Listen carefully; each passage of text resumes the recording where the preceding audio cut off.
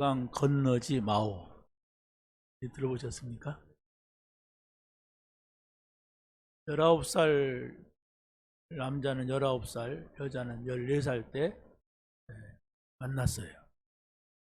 그래서 어려웠는지 아무튼 그 여자 집으로 남자가 갔는데 그 여자가 14살이니까 뭐 알겠어요? 저 사람이 누구냐 그러니까 부모들이 그냥 아저씨라고 불러라 이렇게 했대요. 너무 어리니까 설명하기가. 근데 90이 넘도록 이렇게 사는데 늘 손붙잡고 돌아다니고 서로 아무튼 사랑하고 막 그랬답니다. 70년을 넘게 부부로 살았는데 그래도 아쉬워서 이마 그 강 건너지 마오. 요단강 건너지 말라는 거예요. 그래서 아쉬워하고 그게 굉장히 유명해졌어요. 노인들의 그 삶이. 그래가지고 그 노래도 나왔는데 그 노래 가사에 보면 이런 내용이 있습니다. 가지마 가지를 마오. 그 강 건너지 마오. 가시려거든 이 언약을 가져가시오. 그 언약이 뭡니까? 결혼할 때 언약이 있었단 말이에요. 여러분 결혼할 때 언약 기억나요?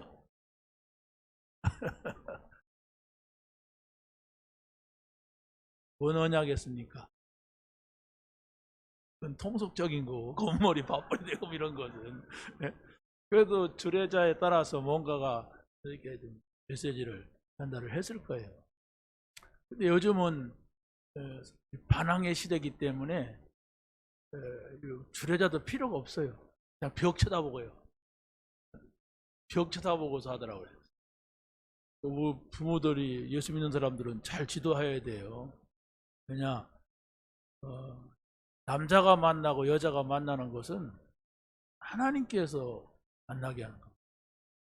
부모가 자녀를 만나고 자녀가 부모 만나는 것은 하나님께서 만나게 하는 거예요. 그런데 이 시대는 자꾸 삐뚤어져 가지고 하나님 필요 없다 이럽니다. 우리가 그 불신자들이 노래 부르는 그 뭡니까 미아리 고개, 그게 얼마나 우리 민족에 한이 서려 있는 노래입니까? 그러잖아요. 사람만 돌아오서 그러면서 울고 넘는 미아리 고개 막 그러는데 그게 남편이 철사줄에 매어가지고 끌려가는 거예요. 어디로 가는 전쟁터로 가는 거예요. 살아온다는 보장이 없어요. 사람만 돌아오 애절한 노래인데 요즘은 반항시대라 갈 테면 가라 다시 오지 말아라 막 이렇게 막 노래를 갖다가 곡해가지고 그래서 비아리 곡에 한 있는 사람들이 이제 거의 다 떠났으니까 말이지 그 한을 가지고 있는 사람이 지금 젊은 애들이 부르는 그 노래 들으면 뭐라고 하겠어요? 그런 나쁜 놈들이 있나 그래. 아니 그 노래가 막 그렇단 말이야. 막 다시 오지 마라 갈 테면 가고 막 이런 막 난 가사 다 모르는데 아무튼 그러더라고요. 자, 오늘 본문은요 주로 우리가 많이 들었던 본문입니다. 그렇죠? 많이 들어요. 주로 또 우리 교단에서는 렘넌트 이렇게 해갖고 렘넌트를 키워라 뭐 말씀을 전하 이러면서 많이 들었어요. 그래서 저는 조금 다르게 방향을 좀 바꿔가지고 하나님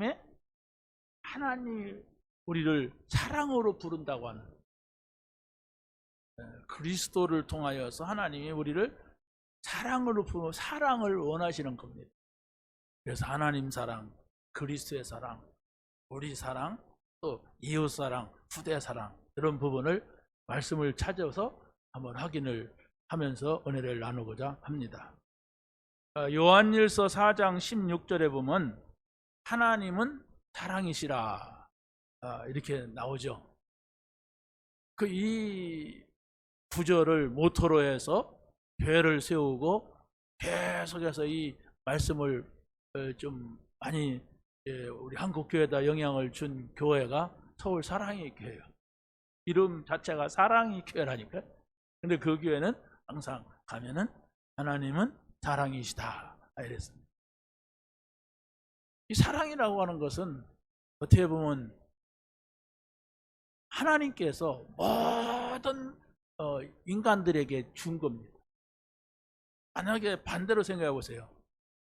부모가 자녀를 사랑하는 마음이 없어. 어떻게 하겠습니까? 키울 수가 없어요. 그죠? 어떻게 사랑 없이 키웁니까? 부모가 자녀 키울 때 뭐 돈을 받습니까? 뭔 계산을 합니까? 무조건. 물론 이 시대에는 좀 삐뚤어진 시대이기 때문에 자기 자식을 팔아먹기도 하고 막 그러지만은 거의 정상적인 부모들은 아무 조건 없이 공급을 해주고 키웁니다. 거기에서 우리가 하나님의 사랑을 찾으란 말이에요. 어떻게 보면은 우리가 동물은 안 돼봤지만 동물도 정말로 자기 새끼를 아끼고 키우고 막 헌신하는 걸 보면은 생명을 걸어요. 이래가지고 우리가 살아갈 수 있도록 이렇게 하는 겁니다. 자, 우리가 믿음을 갖는다고 하는 것은 하나님의 사랑을 체험을 해야 돼요. 내가 사랑한다. 요거를 사랑한다. 그러면 이어지는 게 바로 뭐냐 할 때 감사해요. 그렇죠? 사랑하는 사람에게 우리가 뭘 공급을 받거나 선물을 받거나 그러면 감사합니다죠. 여러분이 하나님을 사랑한다면 여러분에게서 늘 감사가 나와요. 왜? 내가 하나님을 사랑하니까 하나님이 우리를 사랑한 게 아니에요. 우리가 알지 못할 때부터 하나님은 우리를 사랑했어요. 그 사람들은 그 사랑을 모르고 자꾸 자기의 불행한 것만 보고 육신적인 것만 보고 세상 것만 봐서 그렇지 실제적으로 그 하나님의 사랑을 찾으면 모든 것이 회복이 되는 것입니다. 자, 그래서 첫 번째로 말씀을 드린다면 그리스도께서 나를 사랑하신 것이 언약이 돼야 돼. 우리의 언약 가운데 가장 중요한 언약이 뭐냐? 주님께서 나를 사랑하셨다는 거. 이 사랑을 우리가 배반하면 안 되잖아요. 그렇죠? 항상 이 사랑을, 주님이 나를 사랑하셨어. 하나님이 나를 사랑하셨어. 그걸 찾아야 돼. 이번 한 주간이 정말로 그 사랑을 회복할 수 있는 그런 한 주간이 되게 되기를 예수님의 이름으로 간절히 축원합니다. 그래서 하나님이 우리를 사랑하사 어떤 증거를 했어요? 구원자를 보냈어요. 어떤 문제 속에 있다 할지라도 우리를 구원하실 수 있는 그리스도를 보내줬단 말이에요. 그렇기 때문에 우리가 이 사실을 안다면 아무것도 염려하지 않아도 되는 겁니다. 이 사랑을 구원자를 보내셔서 어떻게 했습니까? 십자가에서 다 이루었다고 선언하셨는데 이게 어떤 조건이 아닙니다. 사랑이란 말이에요. 이걸 여러분이 한 주간 동안 간직한다면 분명히 여러분의 마음속에는 감사가 일어날 겁니다. 내가 이렇게 은혜를 받은 사람인데 내가 이걸 모르니까 이렇게 원망을 하고 불평을 하고 또 불신앙을 하고 이랬구나 하는 것을 깨닫게 되는 겁니다. 우리를 구원하시려고 하나님께서는 그리스도를 보내셨는데 우리가 잘 알지만 요한복음 3장 16절에 이런 말씀이 있죠. 한번 읽어보세요. 시작. 하나님이 세상을 이처럼 사랑하사 독생자를 주셨으니 이는 그를 믿는 자마다 멸망하지 않고 영생을 얻게 하려 하심이라. 뭐하지 않고? 멸망하지 않고. 반대로 생각해 보세요. 하나님께서 그리스도를 보내주지 않았다면 어떻게 하면 멸망하고요. 그렇죠? 영생을 얻지 못해요. 영생이 뭡니까? 영원히 사는 생명을 하나님께서는 이 지구상의 많은 생명체 가운데 사람에게만 주었어요. 물고기도 아니고 개도 아니고 고양이도 아니고 새도 아니고 나무도 아니고 사람에게만 영원히 사는 생명을 주셨는데 그게 바로 뭡니까? 그리스도를 주셔서 그가 고난받게 하고 그가 십자가에서 죽으시고 3일 만에 부활하셔서 믿는 자 안에 성령을 주신 겁니다. 여러분이 이걸 언약으로 붙잡으란 말이에요. 하나님께서 나를 사랑하신 것은 그냥 말로만 사랑이 아니라 생명적 사랑이에요. 생명을 건 사랑이에요. 그러니까 이것 하나만 생각해도 우리가 모든 것을 내려놔도 되는 이런 것입니다. 우리의 구원자 그리스도께서는 십자가에서 우리를 대신하여서 제물이 되셨다고 하고 있어요. 이게 무슨 말입니까? 우리가 십자가에서 죽어야 돼요. 왜 그렇습니까? 원죄 문제 때문에, 하나님 버리고 사단을 쫓아간 것 때문에. 그래서 우리는 지옥 갈 수밖에 없는 이런 존재란 말이에요. 그럼 이 땅에서 하나님을 모르면 아무 소망이 없어요. 돈을 벌어도 소망이 없는 겁니다. 왜? 분명히 그 사람 떠날 때가 다가오거든. 건강해도 소용이 없는 겁니다. 건강하다고 해서 영원히 사는 건 아니에요. 이 세상에서 분명히 우리가 이 땅에서 떠나는 날이 오는데, 영생, 생명을 얻지 못했다면 그는 지옥으로 간단 말이에요. 그러나 분명히 영생을 얻었다는 것은 천국을 두고 말하는 것입니다. 이것을 여러분의 생각 속에 언약으로 잡아야 된단 말이에요. 무슨 언약입니까? 영원한 언약. 무슨 언약입니까? 변할 수 없는 언약입니다. 여러분이 사람하고 약속을 하면 어떻게 돼요? 그 사람에 따라서 그 약속이 뒤집히게 돼요. 그렇지 않습니까? 사람의 약속은 언제든지 바뀌어요. 조건에 따라 바뀝니다. 그런데 하나님의 언약은 바뀌질 않아요. 영원한 것입니다. 그래서 요한일서 4장 10절에 뭐라고 합니까? 시작. 사랑은 여기 있으니 우리가 하나님의 사랑한 것이 아니요 하나님이 우리를 사랑하사 우리 죄를 속하기 위하여 화목제물로 그 아들을 보내셨습니다. 여러분이 말씀을 들으면서 한 단어를 붙잡아 보세요. 여러분이 말씀을 들으면서 성경 구절 한 구절을 붙잡고 계속 여러분의 것이 되도록 암송해 보세요. 그러려면은 여러분의 생각이 일어나져야 돼요. 못합니다. 왜? 가치가 없어서 못해요. 그럼 하나님의 말씀이 가치가 없다고 하는 건 내가 온전한 믿음을 갖지 못하는 겁니다. 하나님과 나와의 관계는 말씀의 관계예요. 말씀.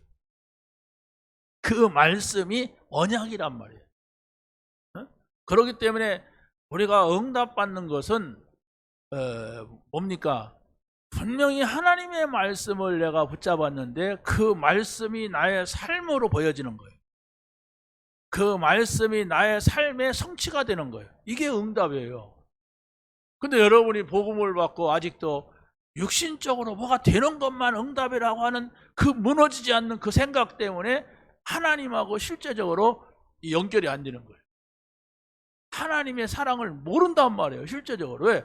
전부 육이야.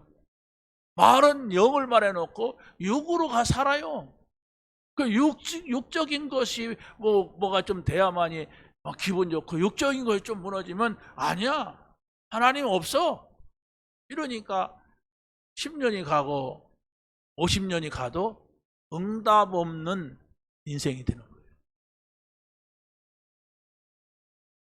자, 그리스도께서 십자가에서 죽으신 것은 단순한 죽음의 문제가 아니라 사랑의 증거란 말입니다.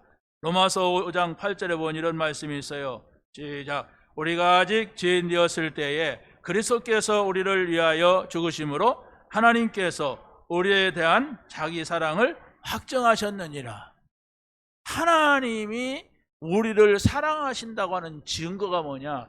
예수 그리스도의 십자가입니다. 하나님께서 온 인류를 구원하신다고 하는 증거가 그리스도께서 오셔서 십자가에서 죽으시는 거예요. 우리가 지난주일 고난주간이었습니다. 또 지난주간은 부활절이었어요. 여러분이 이 두 십자가의 죽으심과 부활이라고 하는 이 단어만 여러분이 계속 계속 연구해도 어마어마한 비밀이 여기에 있습니다. 복음이 뭡니까? 우리에게 가장 복된 소리가 뭐냔 말이에요. 우리의 가장 복된 소리는 나를 대신해서 나의 모든 문제를 해결하기 위하여서 그리스도가 십자가에서 죽으신 거예요. 그렇기 때문에 여러분이 아무것도 안 가지고 있고 뭡니까? 해결할 능력이 없어도 그리스도의 십자가를 여러분 붙잡을 때 여러분이 가지고 있는 문제는 문제가 아니라고 하는 거예요. 문제가 아닌 증거로 예수님이 부활했어요. 어떻게 더 확실하게 증거해야 믿겠습니까? 새끼손가락을 걸어야 되겠습니까? 아니면 그 새끼손가락을 깨물어 가지고 피가 나갖고 혈서를 써야 믿겠습니까? 다른 거 아니에요. 믿음은 그리스도의 십자가를 믿는 거예요, 우리가. 그리고 부활하신 사실을 믿는 거예요. 그거 안 믿으면 여러분이 아무리 교회를 다녀도 구원받을 수가 없어요. 어떤 사람이 우리 단체에 들어와 있는데 김아무개라고 하는 사람이 막 우리 단체에 막 그림도 많이 표현하고 이런 사람이에요.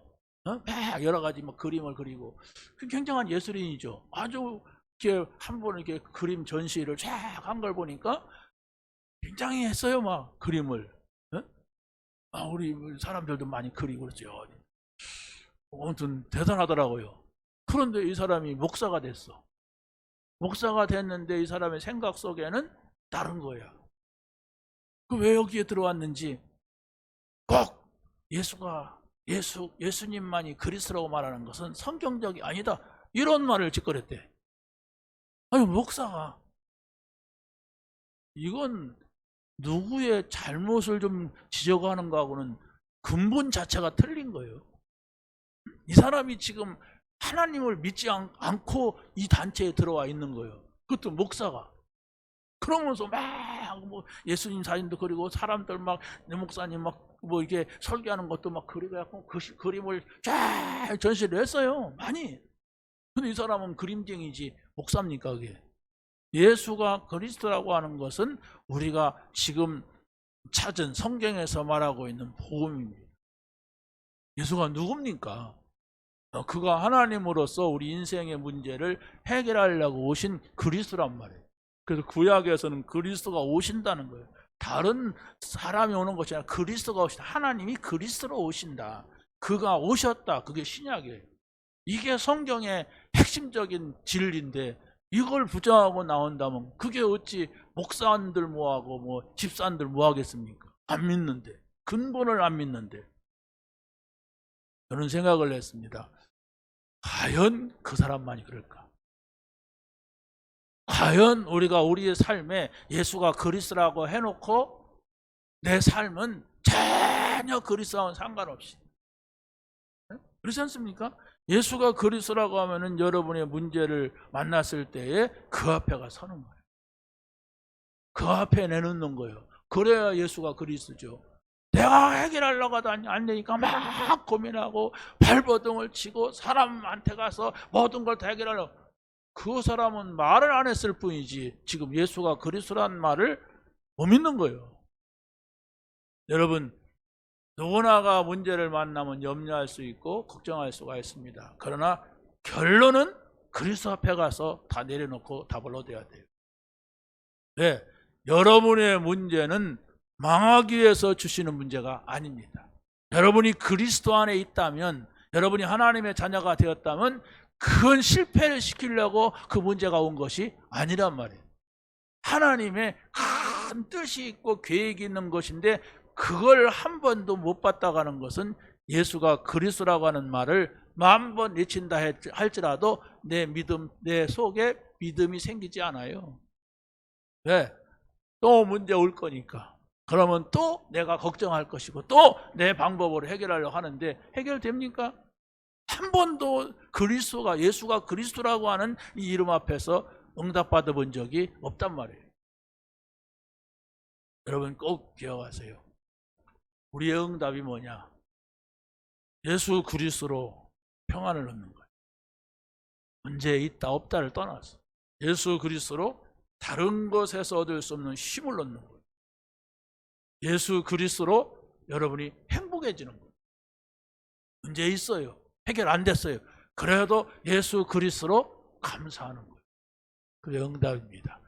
그럴 때에 여러분이 그 문제 속에 있는 하나님의 계획을 봅니다. 그럴 때에 여러분에게 온 큰 사건이 배경 속에 있는 그 뒤에 있는 하나님의 응답을 보게 되는 겁니다. 여러분이 착각하지 마세요. 여러분이 문제 오니까 그거 해결하려고 몸부림을 치는 사람은 지금 예수님을 믿지 않는 사람입니다. 그냥 예수님을 저 석가모니나 아니면 무당 무슨 할머니 뭐 이런 거 믿는 거하고 비슷하게 지금 믿고 있는 사람입니다. 아니요, 다 끝났습니다. 그리스도의 십자가는 우리의 모든 문제, 과거, 현재, 미래 문제까지 다 끝났어요. 그걸 여러분이 붙잡아야만 되는 겁니다. 그게 구원이란 말이에요. 그리스도께서 나를 사랑하신 것은 구원자의 언약입니다. 우리가 예수가 그리스도심을 믿고 정말로 그리스도를 사랑하는 겁니다. 요한복음 16장 27절을 보면 이런 말씀이 있죠. 시작. 이는 너희가 나를 사랑하고 또 내가 하나님께로부터 온 줄 믿었으므로 아버지께서 친히 너희를 사랑하심이라. 하나님이 우리를 사랑한다고 하는 것은 우리가 예수님을 그리스도로 알고, 그 하나님께로부터 온 그리스도입니다. 그 그리스도로 알고 믿을 때에 우리가 하나님의 사랑을 받게 되는 겁니다. 하나님의 사랑은 구원입니다. 하나님의 사랑은 구원자를 보내주신 거예요. 그걸 믿고 우리의 삶 속에서 그 삶을, 그 응답을 누려야 되는 겁니다. 우리가 예수 그 이름으로, 그 이름이 여호와라고 하는 사실을 알 때에 이게 온전한 믿음을 이루는 겁니다. 시편 91편 14절 시작. 하나님이 이르시되 그가 나를 사랑한즉 내가 그를 건지리라. 그가 내 이름을 안즉 내가 그를 높이리라. 구약 성경에 보면 나는 여호와라 이렇게 말합니다. 우리가 슬쩍 생각하면 뭐 여호와인 줄 누가 모릅니까? 이렇게 말할 수가 있습니다. 근데 그게 아니에요. 나는 여호와라 이 말은 신약 성경에서는 나는 예수라. 예수의 이름으로 기도해라. 예수의 이름으로 허감을 꺾어라 이 말입니다. 여호와는 하나님이세요. 그렇죠?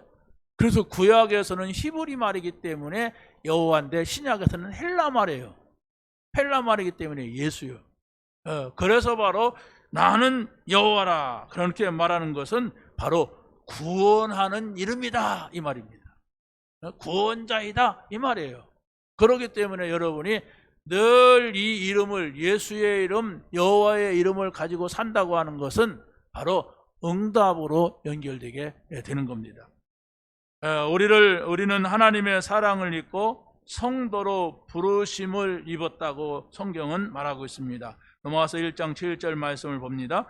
하나님의 사랑하심을 받고 성도로 부르심을 받은 모든 자에게 하나님 우리 아버지와 주 예수 그리스도로부터 은혜와 평강이 있기를 원하노라. 아멘. 그렇죠? 우리가 하나님의 사랑을 입었기 때문에 성도가 되었어요. 성도라고 하는 것은 거룩하게 구별된 무리를 말합니다. 우리가 혼자가 아니잖아요. 여러 사람이잖아요. 그러면 저쪽에도 사람들이 모일 수가 있어요. 무슨 모임이냐? 농협에서 사람들을 불러 모아갖고 뭐 회의를 하더라고요. 그것도 무리입니다. 근데 그것은 거룩한 무리가 아니에요.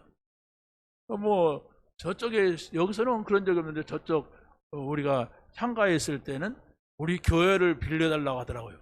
그래서 몇 번 빌려준 적이 있어요. 우리가 그 농협에 대출을 좀 썼기 때문에. 그러니까 조합원들 모아놓고 여기서 회의를 하는데 불신자도 교회 맞아요 와요. 근데 그것은 성도가 아닙니다. 그렇죠? 그냥 농협에 관계된 사람들이 모여있어요. 우리는 다른 겁니다.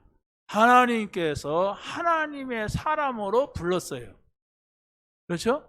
여러분 한 사람 한 사람을 교회로, 다시 말하면 이 교회 예배당에 불렀다가 아니라 너는 교회다.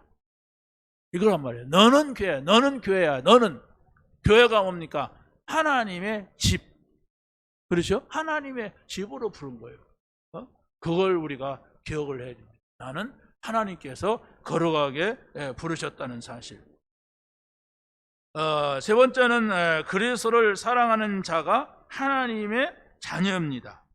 그리스도를 사랑할 수 있다고 하는 것은 바로 뭘 말하냐면 예수가 그리스도의 심을 믿는 자에게 하나님의 자녀가 되는 축복을 주신다는 말입니다. 요한일서 5장 1절에 보면 이런 말씀이 있어요. 시작. 예수께서 그리스도의 심을 믿는 자마다 하나님께로부터 난 자니 또한 낳으신 이를 사랑하는 자마다 그에게서 난 자를 사랑하느니라. 예수가 그리스도시다. 이 말이 무슨 말이에요? 구약 성경에 하나님이 약속하신 이름이다. 이겁니다.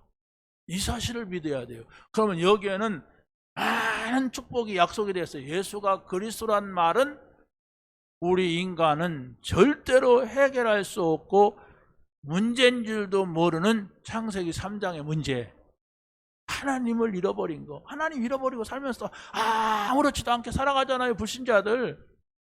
심지어 교회까지 왔는데도 예수가 그리스도라고 말하면 저게 무슨 말이냐, 저 말만이 어째 복음이냐, 이렇게 말하는 교회들 많습니다. 아예 그냥 하나님을 안 믿는 교회들도 많아요.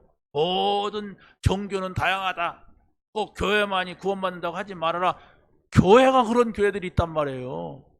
그래서 지금 세상이 문제가 심각한 겁니다. 자, 그래서 그리스도는 하나님이 우리의 구원자로 보내셨다고 하는 사실을 우리가 믿어야 돼요. 여러분이 예수의 이름을 부를 때에 기도응답 받는다, 무슨 문제가 해결된다, 좋습니다. 그러나 가장 중요한 것은 우리를 구원하시려고 오신 거예요. 믿으시기 바랍니다. 언제 구원받아야 돼요? 오늘 구원받아야 돼요. 오늘 구원받았으면 또 날마다 구원의 자리에 있어야 됩니다. 왜? 우리가 구원받았어도 세상 나라 속에 있다 보면은 어떻게 합니까? 많은 구원을 위협하고 구원을 모르게 하려고 하는 세력이 있단 말이에요. 그 사단입니다. 그렇기 때문에 항상 여러분이 말씀을 붙잡고 구원의 축복을 누려야 되는 것입니다. 요한복음 8장 42절에 보면 이런 말씀이 있어요. 시작. 예수께서 이르시되 하나님이 너희 아버지였으면 너희가 나를 사랑하였으니 이는 내가 하나님께로부터 나와서 왔음이라. 이게 무슨 얘기예요? 예수님이 그리스도시라는 거예요. 하나님께서 보내시라고 약속한 그분이 예수라고 하는 거예요. 그렇다면 누굽니까? 유대인들이거든요. 유대인들을 향해서 하시는 말씀이요, 평생 동안, 아니 대대로 조상적부터 그리스도가 오신다고 하는 것을 기다렸던 사람들이 예수님이 그리스도로 오셨는데 아니라는 거예요. 아니라고 하면서 오히려 예수님을 십자가에 못 박아 죽였어요. 이런 끔찍한 일이 일어났단 말이에요. 그래서 하나님을 사랑하는 자를 진실한 자로 보는데 바로 뭡니까? 예수가 그리스도심을 믿는 자를 하나님은 보호하신다 이랬어요. 시편 31편 23절에 이렇게 말씀합니다. 너의 모든 성도들아 여호와를 사랑하라. 여호와께서 진실한 자를 보호하시고 교만하게 행하는 자에게 엄중히 갚으시느니라. 그래서 하나님을 사랑한다는 것은 진실하단 말이에요. 진실한 자는 하나님을 사랑한단 말입니다. 여러분이 하나님과의 관계를 잘 가져야 돼요. 여러분이 가정에서 남편과 아내와의 관계, 또 자녀와 부모와의 관계 중요하잖아요. 그런데 이 관계가 틀어져 버리면 가정이 행복하지가 않잖아요. 그러잖아요. 뭐 싸우고 부부간에 말 안 한다 그러면 어떻게 돼요? 집에 들어가기도 싫어요. 그렇지 않습니까? 그러면 나와 하나님과의 관계가 회복되고 온전할 때에 그 관계는 문제가 되지 않는 겁니다. 왜? 남편하고 아내와의 관계는 큰 은혜 입은 관계는 아니에요. 그렇지 않습니까? 말할 수 없는 사랑을 나에게 주어서 남자를 만났고, 말할 수 없는 사랑을 그냥 다 포기하고 나한테 와서 나를 만났고, 그게 아니잖아요. 그런데 하나님의 사랑은 그게 아니에요. 말로 다 할 수 없는 사랑이라고 했어요. 이건 뭐 어떻게 값어치로 따질 수 없기 때문에 값없이 준 것이지, 가치가 없기 때문에 값없이 준 것은 아닙니다. 여러분에게 구원을 받으려면, 하나님의 사랑을 받으려면 얼마를 내라 그랬으면 아마 우리가 구원받을 수가 없어요. 그렇지 않습니까? 여러분이 오늘 이 자리에 있지만 여러분의 재산이 10억 있습니까? 그럼 구원을 받을 때 10억을 내라 그랬다면 구원받을 사람이 몇 명이나 있겠습니까? 아니 10억 있어도 그걸 다 털어가지고 구원받고 오늘 죽는 것도 아니잖아요. 그렇지 않습니까?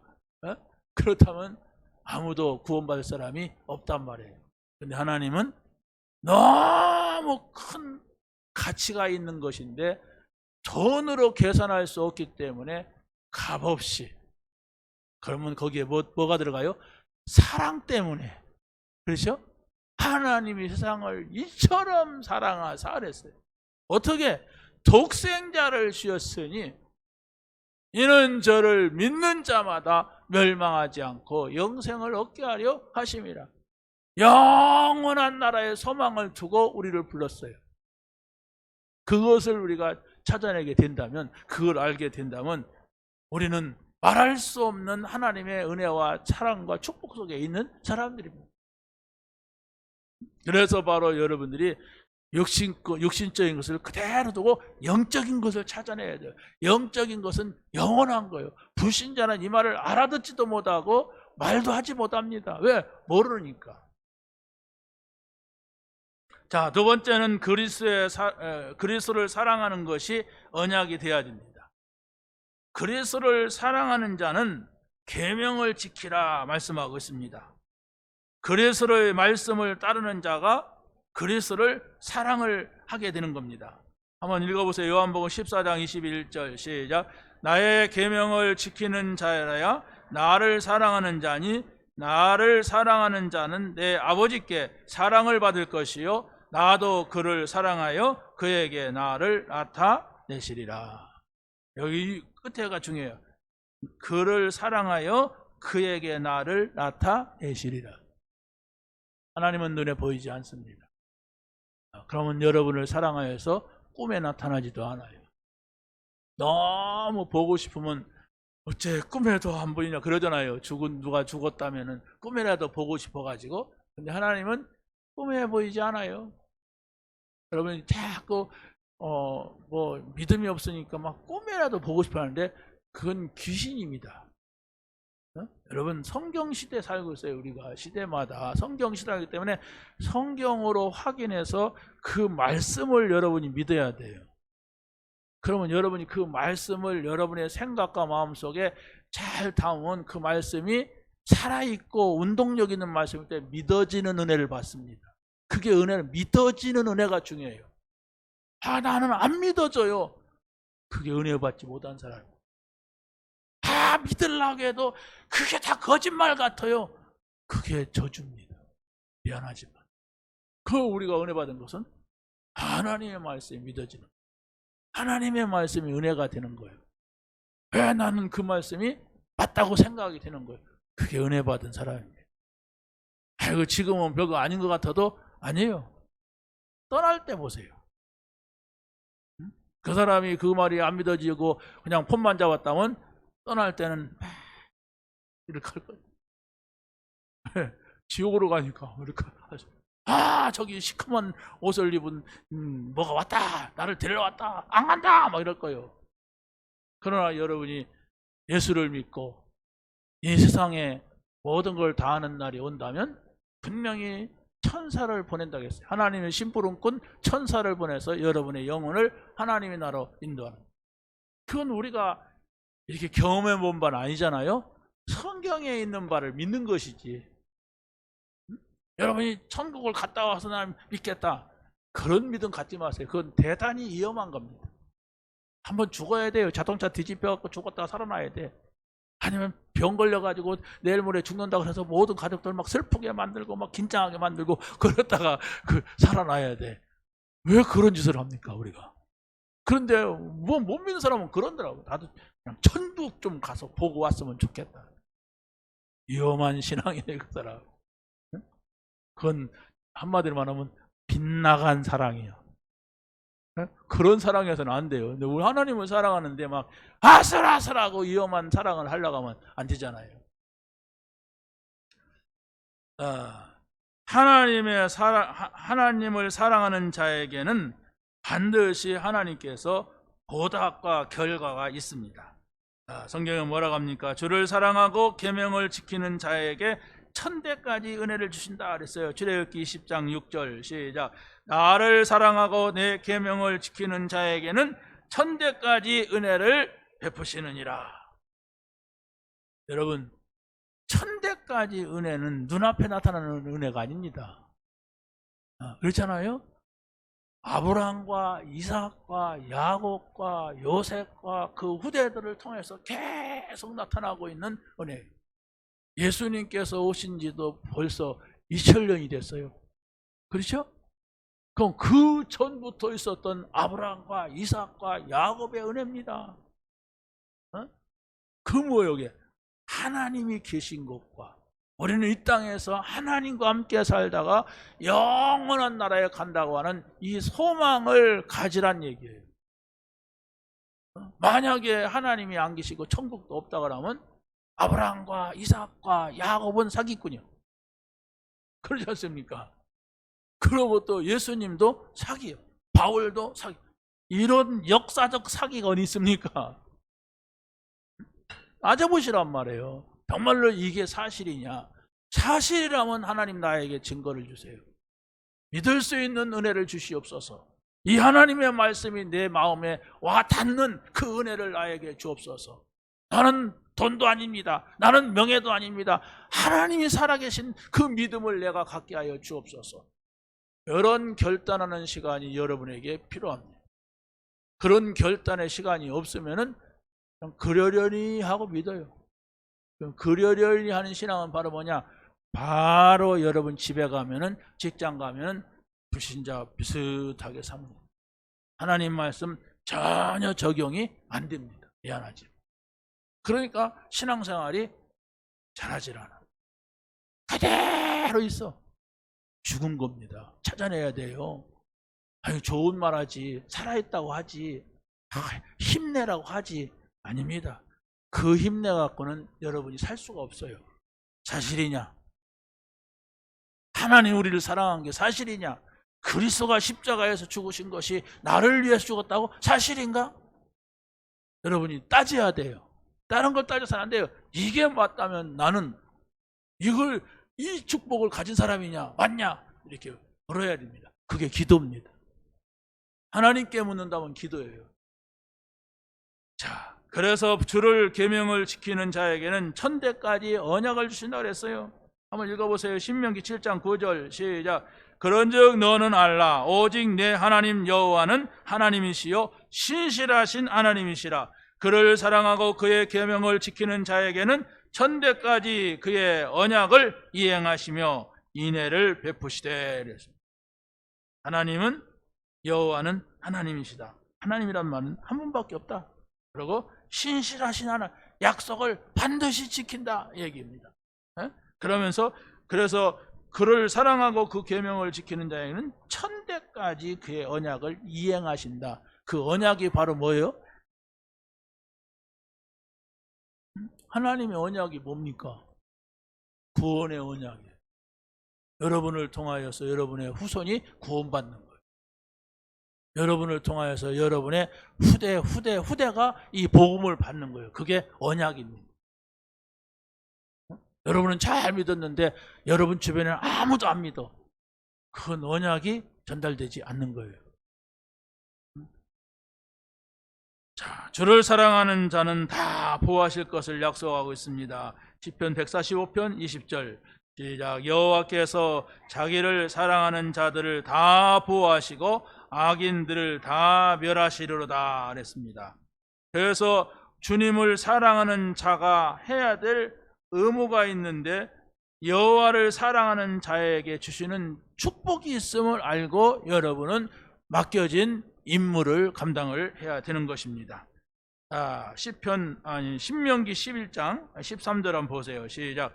내가 오늘 너희에게 명하는 내 명령을 너희가 만일 청종하고 너희 하나님 여호와를 사랑하여 마음을 다하고 뜻을 다하여 섬기면 여호와께서 너희 땅에 이른 비와 늦은 비를 적당한 때에 내리시리니 너희가 곡식과 포도주와 기름을 얻을 것이요.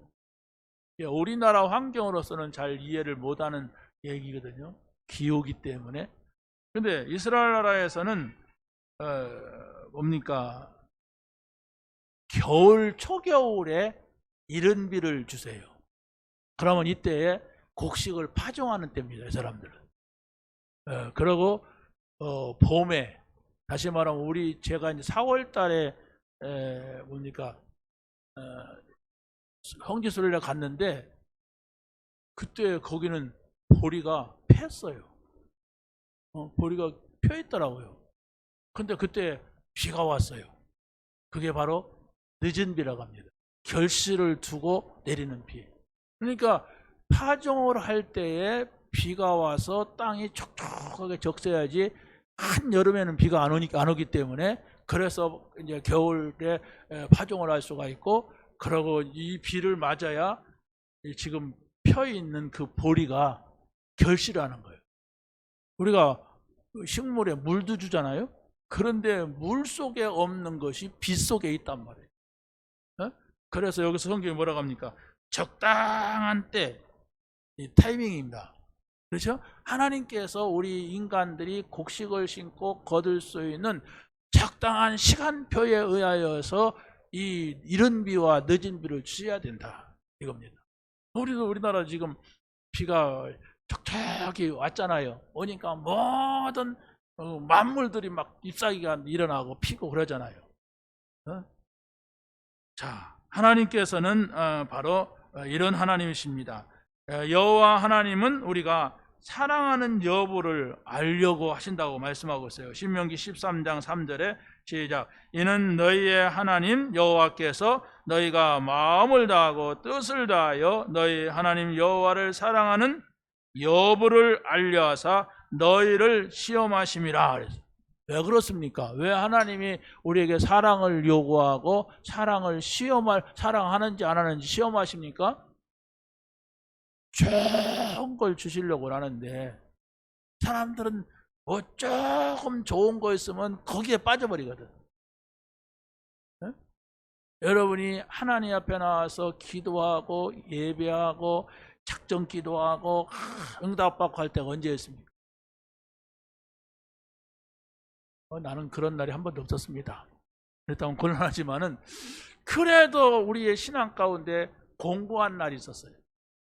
내가 좀 어려웠을 때, 내가 정말로 누군가의 도움이 필요할 때, 이때 내가 하나님을 찾았단 말이에요. 그때 받은 응답이 있잖아요. 근데도 여러분이 힘들고 어려울 때도 하나님 찾지 않고 어떻게 하면 내가 이걸 돌파할까 하다가 누구를 만났는데 그 사람이 나를 도와줬어. 그러면 감사한 건데 신앙은 잘하지 않습니다. 여러분이 어려울 때도 하나님을 찾지 않고 사람의 방법을 해결하고 좋은 때는 더더욱이 나는 내가 능력이 있으니까 나를 도와줄 사람이 주변에 많으니까 내가 그 방법을 해결했다. 물론 좋지요. 좋은 일이죠. 그러나 하나님이 살아계심을 하나님의 사랑을 발견하기가 어렵습니다. 지금이라도 여러분이 어떤 일이 있다, 문제 있다 그러면 하나님을 찾으세요. 그게 하나님의 계획입니다. 자, 마지막 세 번째는 내가 이웃을 사랑하는 것이 언약이 되어야 합니다. 언약이 바로 뭡니까? 반드시 이루어져야 하는 것을 언약이라고 하죠. 그리스도께서 부활하신 후에 베드로에게 첫 번째로 찾아오셔서 질문을 하십니다. 내가 이 사람들보다 나를 더 사랑하느냐? 이렇게 질문을 했어요. 그러니까 우리에게 그냥 어느 날 갑자기 찾아와서 묻는 그런 식이 아니란 말이에요. 예수님을 3번이나 부인하고 예수님을 떠났던 베드로에게 부활하실 줄은 전혀 생각을 못했는데 부활한 예수님이 찾아오신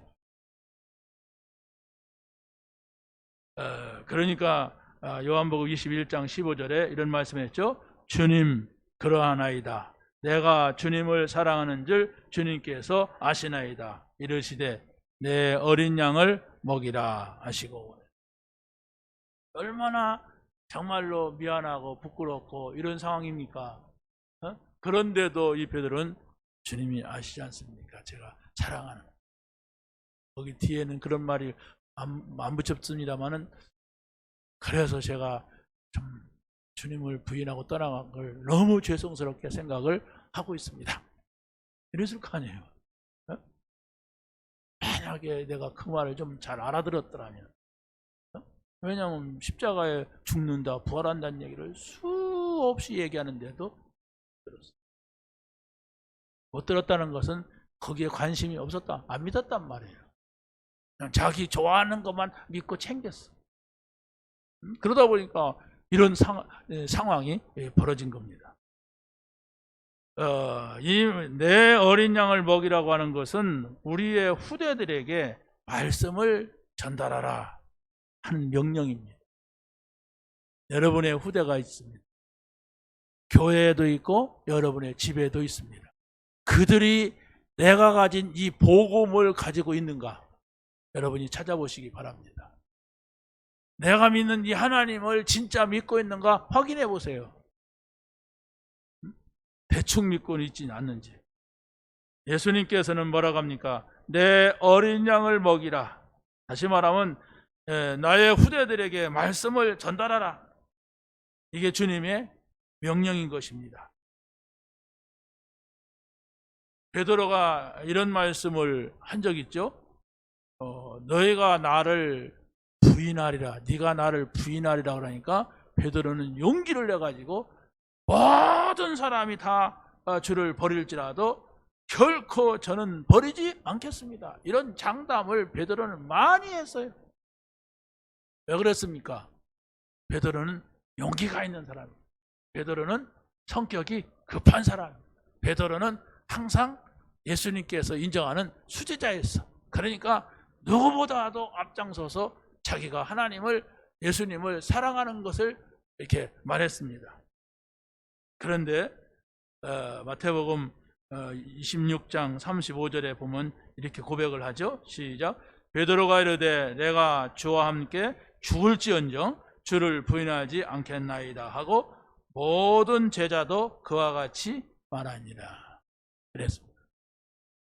우리가 신앙이라고 하는 것은 장담한다고 되는 게 아니에요. 내가 이 신앙 고백은 성령에 의하여서 가고 있다고 하는 사실을 알아야 돼요. 그래서 하나님께서는 성령을 우리 안에 주셔서 그 성령이 우리를 위해서 친히, 우리의 연약함을 친히, 나의 부족함을 친히 간구하신다고 그랬어요. 예수님도 보좌의 우편에서 우리를 위해서 친히 간구하신다고 그랬어요. 그걸 여러분이 기억하고, 내가 내 힘이 아니에요. 그리스도께서 나를 위해 기도하는 배경이 있고 성령께서 내 안에서 기도하고 계신 그 사실을 믿고 우리가 용기를 내야 돼요. 용기가 뭡니까? 예수가 그리스도시다. 여러분이 이 사실을 말할 수가 있어야 되는 것이죠. 예수님은 베드로에게 두 번째 질문을 하십니다. 네가 나를 사랑하느냐? 주님을 사랑하는 줄 주께서 아시나이다. 내 양을 먹이라가 아니라 치라 그랬습니다. 이건 바로 뭘 말합니까? 신앙이 어린 우리의 자녀들, 바로 새신자들을 돌봐주란 말이에요. 아까 우리 오진영 집사하고 김인경 집사가 문답 받으러 왔어요. 지난주에 이제 문답을 하고 세례를 줬어야 되는데, 유아 세례를. 저 사람들이 아이를 낳아가지고 와서 강단에서 기도를 받았어요. 그러니까 그것이 세례였는가 기억하고 있는 거예요.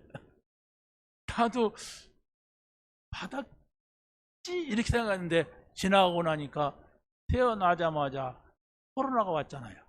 그래서 우리가 성례를 한 적이 없어, 코로나 시대에. 그러니까 분명히 안 받은 거야. 그래서 신방하다가 발견해가지고 오늘 이 시간에 주기로 약속을 하고 다시 또 이렇게 상을 폈습니다. 신방 안 했으면 저 사람들도 그냥 지나가고 나도 지나갈 판이야. 그러면 이제 가을에 가서 이제 할 건데, 그럼 제가 지금 4살이에요. 만 3살 해야 되는데 코로나 때문에 1년 접고 해주기로 했어요. 너무 커버리면 안 되잖아요. 자, 그래서 바로 우리가 우리 자녀들을 우리 신앙생활 가운데 가장 잘 살펴야 할 게 우리 자녀들의 신앙이에요. 그리고 새신자들의 신앙입니다. 이들을 말씀도 줘야지만 잘 돌봐줘야 돼. 왜? 어리단 말이에요. 아무리 세상에서는 사장님을 내서도 교회 오면 하나님 잘 모르잖아요. 어떻게 찬송을 해야 될지, 어떻게 기도해야 될지도 몰라요. 그런 부분들을 살펴주라. 그게 주님의 명령입니다. 그게 바로 나를 사랑한다면 그렇게 해라. 이것입니다. 또 세 번째는 주님께서 돌려받을 수 없는 사랑을 하라고 말씀합니다. 누가복음 6장 32절에 시작. 너희가 만일 너희를 사랑한 자만 사랑하면 칭찬받을 것이 무엇이냐? 죄인들도 사랑하는 자는 사랑하느니라. 이랬습니다. 이게 무슨 얘기입니까? 내가 저 사람을 사랑하면 저 사람이 나를 사랑할 것이다. 이건 이성간의 사랑이고 육신적인 사랑이에요. 그렇죠? 누군가가 어떤 남자를, 어떤 여자를 사랑하는데 그 사람은 나를 사랑하지 않아. 그러면 그게 원한으로, 복수로 바뀌더라고요. 그게 사랑입니다. 대상도 아닌데도. 근데 하나님의 사랑은 그게 아니에요. 그런 이성간의 사랑을 사랑하라고 하는 것이 아니고, 우리가 어린 양들을 사랑하고 후대들을 사랑하는 일에 있어서 내가 다 돌려받을 것이라고 생각하지 말아라 얘기예요. 여러분들이 렘넌트를, 우리 후대들을 키운다고 할 때 그걸 보고 우리가 죽겠습니까? 그러잖아요. 그거 없이 주님의 명령이 그거예요. 우리가 지금 애들을 전도하기가 참 어렵습니다. 조그만 문제에서도 막 항의가 들어오고 막 이런 시대가 됐어요. 그래서 금요일 날은 우리가 이게 3년이 아니라 코로나 3년 전에는 떡볶이 잔치를 하면서 애들을 많이 불러서 막 애들이 왔다 갔다 했어요, 우리 교회. 그런데 이 코로나 때문에 3년 동안 못 하니까 이게 애들이 다 졸업하고 바뀌고 하니까 분위기가 안 되는 거예요. 근데 슬슬 한 팀이 오고 두 팀이 오고 그래요. 야, 이게 굉장히 전도의 문인데, 그렇다면 이게 일주일 동안 우리가 좀 캠프를 해서 대항초등학교 아이들 다 이렇게 불려들여서 이렇게 해야 되겠다. 그래서 며칠 날은 누구누구 좀 팀을 짜서라도 해야 돼요. 전도할 수 없단 말이에요. 지금 주일학교라든가 중고등부가 지금 전멸되고 있어요, 지금. 그렇다면 주님이 원하시는 게 뭐냐? 어린 양 먹이래. 그런데 오는 얘기지만은 여러분이 긴장한 것 같아서, 애들이 얼마나 요즘 막 그냥 대발라졌냐면, 남자들 축구부 애들이 막 몇 명이 와서 오더니 그러더래요, 우리 집사람한테. 이쁘시네요. 누나랑 하면 안 돼요? 초등학교 6학년 애들이 그렇게 까졌어요, 애들이. 죄송합니다. 이런 애들을 우리가 다뤄야 된단 말이에요. 그런 애들이 그냥 덜렁덜렁해요. 막 다음 주에 교회 갈게요 막 이래요. 막 그 뻥입니다 다. 거기서 주일날 오지 않더라도 복음 받을 아이들, 거기에서 우리가 정말로 저들에게 필요한 것들을 전달할 수 있는 이런 복음의 통로를 여러분이 발견해야 됩니다. 그래서 여러분이 기도하시면서 한 주간은 캠프를 하려고 그래요. 걔들 캠프. 그래서 애들이 와서 복음 듣고 우리 교회 오지 않더라도 거기서 복음 받으면 돼요. 그러고 또 계속 하다 보면 하나님께서 필요한 아이들을 붙여 주십니다. 여기같이 좋은 그런 전도의 통로가 없습니다. 마지막으로서는 예수님이 세 번째로 질문하였습니다. 세 번째 질문할 때는 베드로가 근심을 하였다고 했어요. 거기 한번 읽어보세요. 시작. 주께서 세 번째 내가 나를 사랑하냐 하심으로 베드로가 근심하여 이르되 주님 모든 것을 아시오며 내가 주님을 사랑하는 줄 주님께서 아시나이다. 읽었습니다. 그러면서 예수님께서는 뭐라고 말씀하시느냐? 내 양을 먹이는 일이 있어서 앞으로 일어날 일이 있다. 그게 바로 뭐냐? 네가 젊어서는 스스로 띠뛰고 원하는 곳으로 다녔거니와 늙어서는 네 팔로 벌리리니 남이 네게 띠띠우고 원하지 않는 곳으로 데려가리라. 순교를 말하고 있어요. 비극이구나. 이겁니까? 아니에요. 뭐라고 합니까? 마지막 21장 19절에 시작. 이 말씀을 하심은 베드로가 어떤 죽음으로 하나님께 영광을 돌릴 것을 가리킴이로라.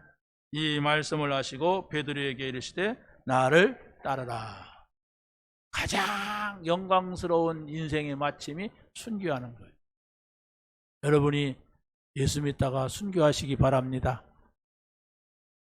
아멘은 잘하지. 칼 들여대면 좋습니다 하겠어요? 그리고 순교는 내가 자원하면 자살해. 그게 그러지 않습니까? 순교나 하자. 그건 자살해. 그게 아니고 정말로 우리가 예수님께서 말하는 복음 전하는 일이 가장 영광스러운 것임을 말하는 겁니다.